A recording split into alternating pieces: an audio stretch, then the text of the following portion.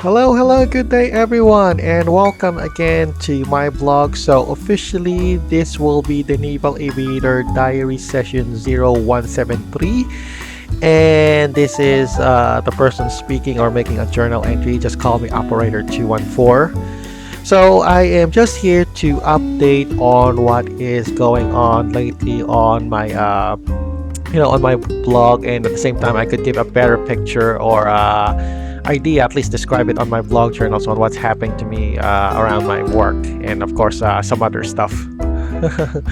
So right now the ship is going near Yantai, China. So I just found out that the area was somewhere well, it's somewhere near North Korea in the Google Maps, probably just west of it on the Yellow Sea, just west on the border of Yellow Sea. Now, anyway, that's not really my concern that we're kind of, well, working near North Korea at this time. As long as we don't stay near on its borders, I think we should be fine. And besides, this is a merchant ship. It's not exactly a military vessel, so there's no need to be worried about that. And hopefully, since we're already going up north, I am hopeful that the weather temperature will be a lot cooler than the rest of Southeast Asia, because a couple of days ago the weather was terribly hot. As in, it's so terribly hot that the I think the temperature reached around 42 degrees Celsius. Yes, no kidding, it's 42 degrees Celsius. So, in other words, being stuck out there in the middle of the sun during noontime, it makes me feel, well, it's like, let's just say the sensation is something close to having a fever. Yeah, a high fever. And the only way I could get out of that terrible heat was work by splashing my coveralls with wet water just to cool myself. Anyway, since we're already near, the ship is already near Yantai, China, work says here that there's another vetting inspection coming in once this ship arrives in or reaches China. Apparently, since that's the news, the ship officers here right now are adding more work on us ratings on it. They're basically just dumping us left and right some tons of work, which honestly on my perspective is just basically just annoys me because let's just say that I am it's not really exactly gonna benefit me in any way. Honestly, I don't really see the fuzz why people here are so agitated on this so-called bedding inspections. Yeah, I know this is essentially essential on the, let's just say it's essential as a more like an inspection or more like a quality inspection of the ship. Yeah, I get it. I mean, if you take a look at it, on a practical sense, or at least on the point of view of rating such as my eyes here, this vetting inspection does not benefit the crew in any way, nor it does not even benefit me. I mean, we don't get anything out of it. Instead, the only thing the crew that will get here, or the only benefit that will, I couldn't say benefit to be honest. But the thing here is that the only thing that the crew get here on that so-called getting inspection is just extra work. They're just dumping you a lot of work, whether it's a pass or fail. Now, the only angle that I could see here that will benefit is from my point of view as a practical person is the company. And personally, I'm not a company man to begin with compared to most of my not exactly all of my crewmates, some people out there, or some Filipino seafarers. Now, even the bosun and pumpman here agree on my opinion as well that the vetting inspection is just basically just adds more work on our daily usual work routine. And to be honest, I don't see any point why the ship officers are agitated about there, specifically the captain and the chief officer, to be honest.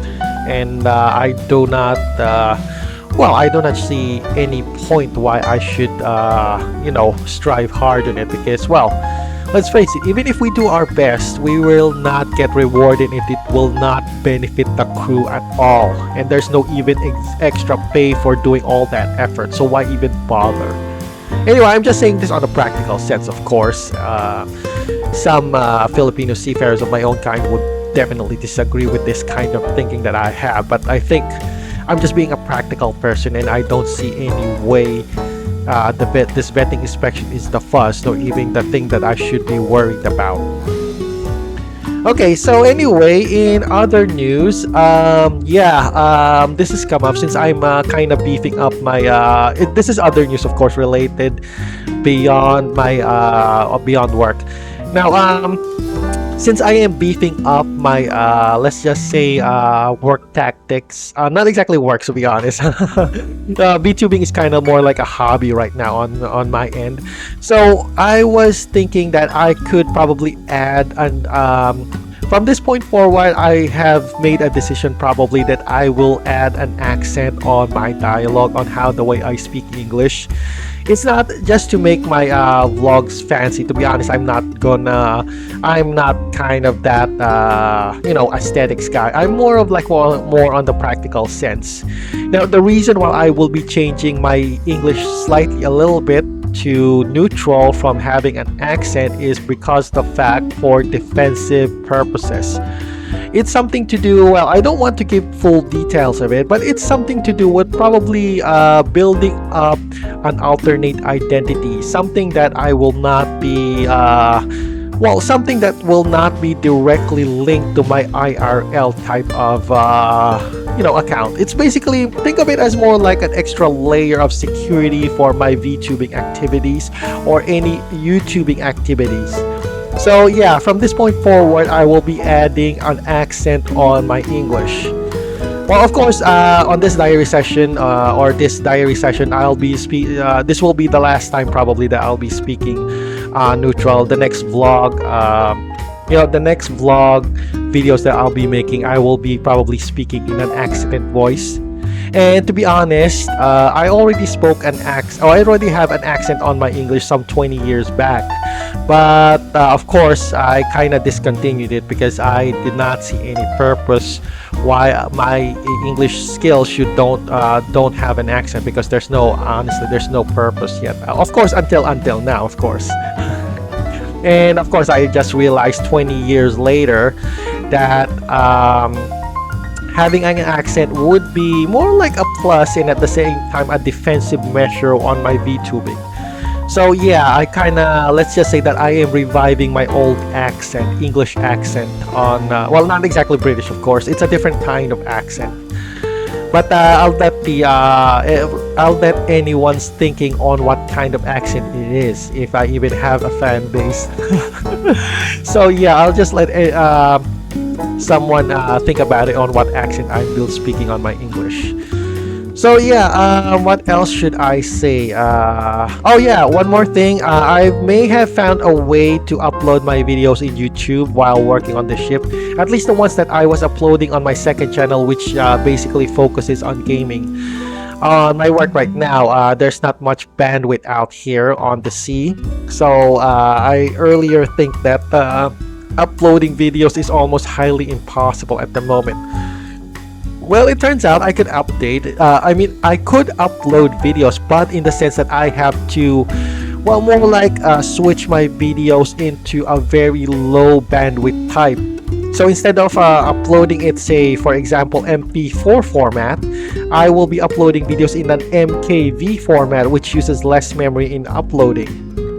So basically what I meant to say here is the trick here is that I have to use an OBS to record my gaming sessions on MK format, and then the end result is that the videos produced there will have a lesser memory but retain the same quality as an MP4 format. And luckily, of course, VTube videos uploaded. What I meant to say was that you can upload videos on YouTube using the MK format, and the YouTube is compatible with those video formats that have it. So it's a big thing for me that I could upload my videos now for MKV format. So yeah, expect with that discovery, of course I begin my work right away on uploading some of my gaming videos. Of course, I have to summarize my gaming videos as short as possible just to save memory. It's not exactly the long format types like that you see on my streaming, previous streaming, previous streaming sessions. The Let's just say that the what do you call this? The gaming videos that I will be uploaded, particularly let's play videos, will be as short as possible just to save memory. So there. And as usual, I will have a backup copy I will upload these videos. As usual, I will maintain the rules of uploading my videos on multiple video platforms in case in case that my channel gets nuked in some ways. So yeah, what else could I say? I think that's all for now, and yeah, that's all I think I could say for now. Well, sorry, I'm still thinking if some other things that I have forgotten to mention here on my diary journal. But anyway, probably if there is something I forgot to mention, I'll probably have to include it on my next diary sessions.